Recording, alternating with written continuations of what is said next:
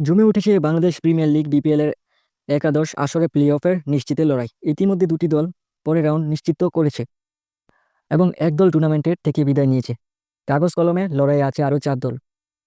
এর মধ্যে অবশ্য ঢাকা ক্যাপিটালসের প্লে অফে ওঠা অনেকটা অসম্ভব পর্যায়ে। সব মিলিয়ে লড়াই থাকা 4 দলের সামনেই সমীকরণ রয়েছে। সমান ম্যাচ ও জয় নিয়ে ইতিমধ্যে বিপিএল এর প্লে অফ নিশ্চিত করে পয়েন্ট টেবিলের 2 শীর্ষ দল রংপুর রাইডার্স।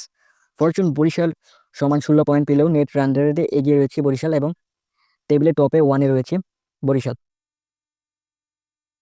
এছাড়া 11 ম্যাচে মাত্র 2 জয় পাওয়ার সবার আগে বিদায় নিশ্চিত করেছে সিলেট স্ট্রাইকার। তাদের পরবর্তী সঙ্গী হতে পারে ঢাকা। ফ্র্যাঞ্চাইজিটি 10 ম্যাচ জয় পেয়েছে মাত্র 3টি। বাকি 2টি ম্যাচ জিতলেও তাদের তাকিয়ে থাকতে হবে অন্য দলের দিকে। এই মুহূর্তে মোটা দাগে প্লে অফের লড়াই করছে 3টি দল। প্রথম রাউন্ডের ম্যাচ শেষ হয়ে গেছে দুর্বার আছে। 12 ম্যাচের জয়ে 12 পয়েন্ট নিয়ে তারা রয়েছে টেবিলের 3-এ। তাদের সামনে প্লে অফে ওঠার বেশ ভালো সম্ভাবনাও রয়েছে। তবে নিজেদের ম্যাচ শেষ হয়ে যাওয়ায় তারা থাকবে সংরক্ষিত আসনে। সেক্ষেত্রে রাজশাহীর সঙ্গে লড়াইটা চিটাগাং কিংস ও খুলনা টাইগার্সের হবে। খুলনার চেয়ে 1 ম্যাচ কম খেলায় মানসিকভাবে কিছুটা হয়তো স্বস্তিতে টেবিলে 4 নম্বর দল চিটাগাং কিংস। 9 ম্যাচে 10 পয়েন্ট নিয়ে 4-এ চট্টগ্রাম এবং 10 ম্যাচে 8 পয়েন্ট নিয়ে 5-এ অবস্থান করছে খুলনা। চট্টগ্রাম আর একটা ম্যাচ জিতলে তারা রাজশাহীকে টপকে 3-এ উঠে যেতে পারে।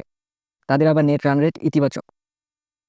এছাড়া বাকি থাকা 3 ম্যাচের মধ্যে 2টি জিতলেই কোনো সমীকরণ ছাড়াই প্লে অফে উঠে যাবে বন্দরনগরীর চিটাগাং কিংস।